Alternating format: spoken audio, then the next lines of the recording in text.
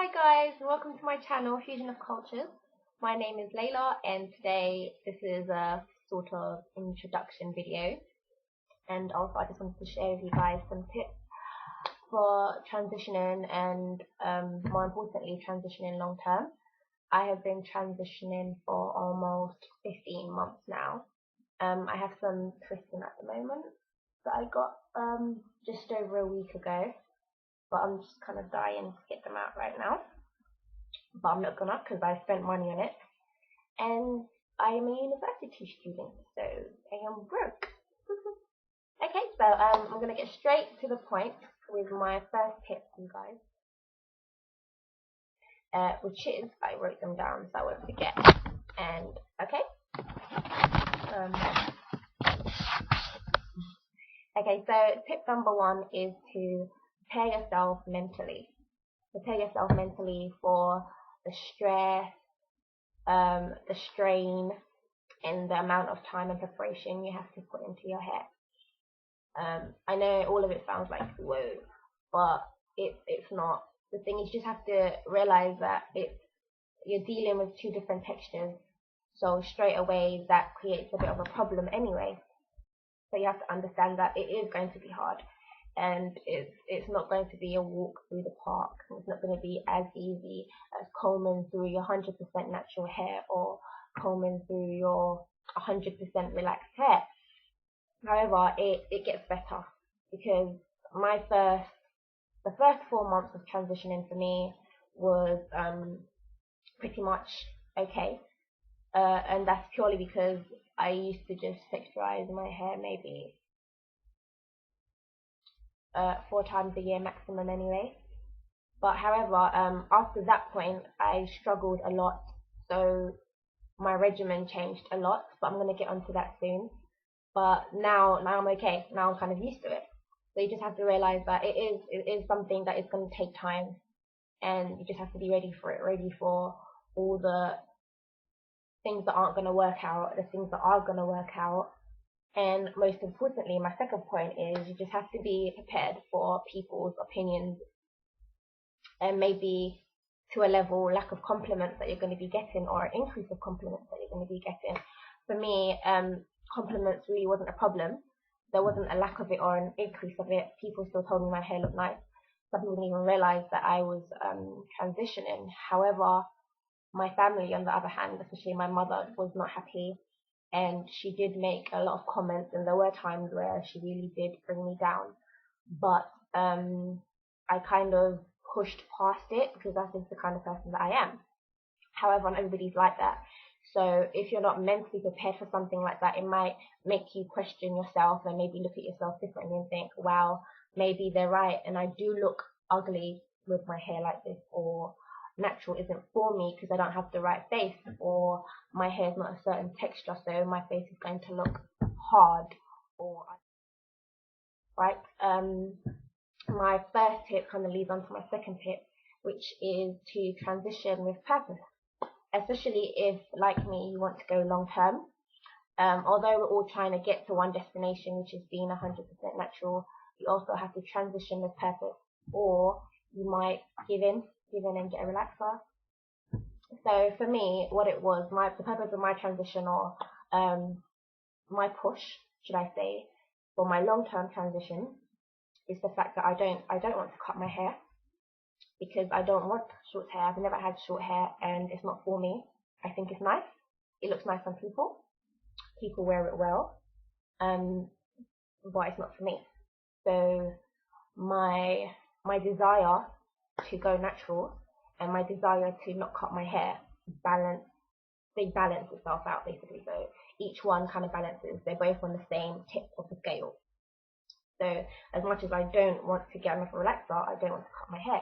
So which leaves me nothing but to transition, which is what I have been doing and what I'm gonna hopefully continue to do for the next year, maybe the year and a bit. I don't know.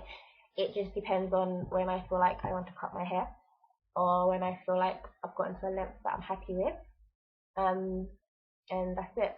It might get to a point where it looks completely ridiculous because I have like this much natural hair and like that much relaxed ends. Or if I'm not ready to cut it, I won't cut it. I'll cut it when I'm ready. And that's just the sole purpose of my transition. So that's what's been pushing me. So even during times when I've really struggled with my hair or maybe tangling, wash session, where I felt like, oh my god, give me some scissors, cut these knots out. I'm gonna go buy myself a pot of relaxer and just get this straight. It's just been like, no, because if I cut the knots out and I get a relaxer, I'm gonna look stupid because my hair's gonna be short and like different lengths and just not right. I'm not gonna do that, and I don't want to get a perm anyway. So take your time, breathe in, relax, and just put the time and effort in until you get those knots out. Because I'm not gonna relax it and I'm not gonna cut it. So I don't know if that makes sense to anybody, but just transition with purpose, especially if you want to go for a long period of time, because it will come to a point. I have had many of those points where it's just like, oh my god, I'm ready to give up, and it's either you cut or you relax. But if you've got like a strong purpose for your transition, it's like, oh yeah, I am never gonna cut my hair because then you're more likely to kind of push yourself to go past that. And tip number 4 is that you are the best stylist for yourself. And when I say that, I mean transitioning is something, it is tedious and it does take a lot of time and effort and it's not easy.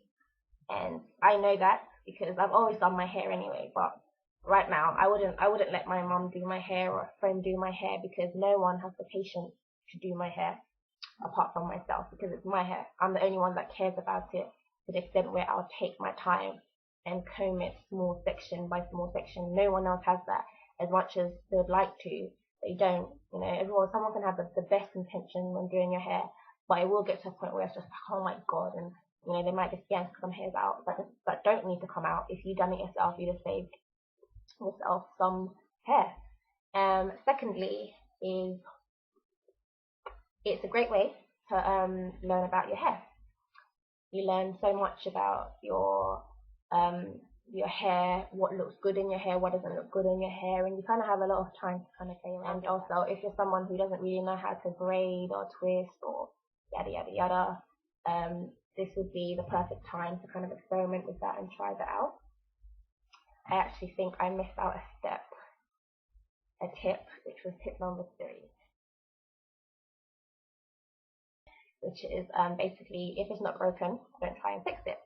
So if you've got a regimen that works for you, a technique that works for you, a product that works for you, stick to it, because everyone's hair is different. So for me, an example would be conditioning my hair. I have to deep condition on dry hair. So I always deep condition my hair before I actually get in the shower and shampoo, and then I condition again. Now, that works for me. That's constantly worked for me throughout my whole transition. But there was actually a point where, a couple of times, where I actually just don't know, I'll watch a video or, I don't know, I'll listen to people discuss it, and then I'll go in the shower and I'll wash my hair and I'll try and deep condition it after I washed it.